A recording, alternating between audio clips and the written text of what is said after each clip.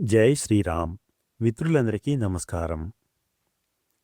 ముక్కోటి ఏకాదశి ఉత్తర ద్వార దర్శనం ఎందుకింత పవిత్రం? ఈ వీడియోలో తెలుసుకునే ప్రయత్నం చేద్దాం. విష్ణు ఆలయాలన్నీ భక్తులతో కిటకిటలాడే సమయం ధనుర్మాసం. ఈ మాసంలో వచ్చే పవిత్రమైన రోజు వైకుంఠ ఏకాదశి. ఏడాదికి 24 ఏకాదశులు వస్తాయి. కానీ సూర్యుడు ఉత్తరాయణానికి మారే ముందు వచ్చే ధనుర్మాస శుద్ధ ఏకాదశిని వైకుంఠ ఏకాదశి లేదా ముక్కోటి ఏకాదశి అంటారు. సూర్యుడు ధనస్సులో ప్రవేశించి అనంతరం మకర సంక్రమణం వరకు జరిగే మార్గం మధ్య ఈ ముక్కోటి ఏకాదశి వస్తుంది. ఈ రోజున వైకుంఠ వాకిళ్లు తెరుచుకొని ఉంటాయి. వైష్ణవ ఆలయాల్లోని ఉత్తర ద్వారం వద్ద భక్తులు తెల్లవారుజాము నుంచి వేచి ఉంటారు. అసలు ముక్కోటి ఏకాదశి విశిష్టత ఏమిటి? దాని వెనుక ఉన్న పురాణ గాథ ఏమిటో చూద్దాం.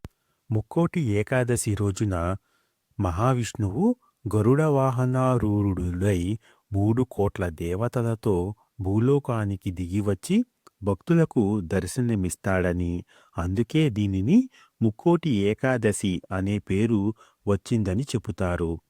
ఈ ఒక్క ఏకాదశి 3 కోట్ల ఏకాదశులతో సమానమని పవిత్రతను సంతరించుకున్నందువల్ల దీన్ని ముక్కోటి ఏకాదశిగా పేర్కొంటారు. పెరియాళ్వార్కి పరమాత్మ గరుడ వాహనారూఢుడై దర్శనమిచ్చిన ఈ రోజు కూడా ఈ వైకుంఠ ఏకాదశి రోజే. క్షీరసాగర మదనం జరిగి హాలాహలం అమృతం ఉద్భవించింది ఈ రోజునే. ముక్కోటి ఏకాదశి రోజున భక్తులు ఉత్తర ద్వారం నుంచి వెళ్ళి ఖగ రాజ వాహనంపై కొలువుదీరిన మహావిష్ణువుని దర్శించి సేవించటం వల్ల సమస్త పాపాలు నశించి జన్మరాహిత్యం సంప్రాప్తిస్తుందని విశ్వాసం. శ్రీరంగంలోని రంగనాథస్వామి ఆలయంలో వైకుంఠ ఏకాదశి ఉత్సవాలు 21 రోజులు జరుగుతాయి.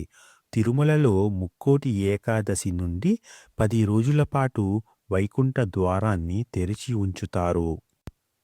ముక్కోటి ఏకాదశిని గూర్చిన పురాణ గాథలు ఇవి.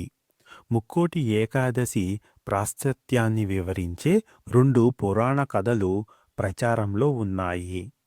పర్వత మహర్షి సూచన మేరకు వైఖానసుడనే రాజు వైకుంఠ ఏకాదశి వ్రతాన్ని ఆచరించటం వల్ల అతడి పితృదేవతలకు నరక బాధల నుండి విముక్తి కలిగి స్వర్గలోకంలో ప్రవేశించారట. అలాగే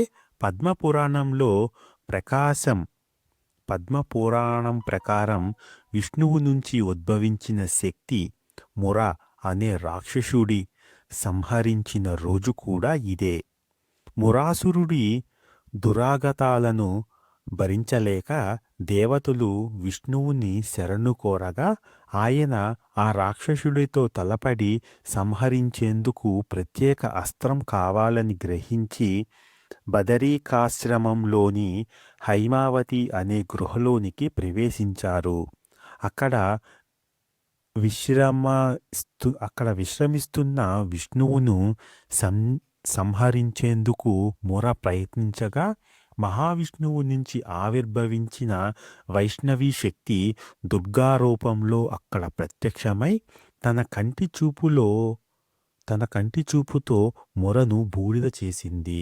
అప్పుడు విష్ణువు సంతోషించి ఆమెకు ఏకాదశి అనే పేరు పెట్టి ఏదైనా వరం కోరుకోమని చెప్పాడు. తాను ఆవిర్భవించిన ధనుర్మాస శుక్లపక్ష ఏకాదశి రోజున ఉపవాసం ఉండి మిమ్మల్ని భక్తితో సేవించిన వారి పాపాలను పరిహరించాలని ఆమె కోరింది. దీనితో పుష్య శుక్ల పక్ష ఏకాదశి రోజున ఉపవాసం ఉన్న వారికి వైకుంఠ ప్రాప్తి కలుగుతుందని విష్ణువు వరమిచ్చాడు. అప్పటి నుండి ఏకాదశి వ్రతం ప్రాచుర్యం పొందింది. జై శ్రీరామ్.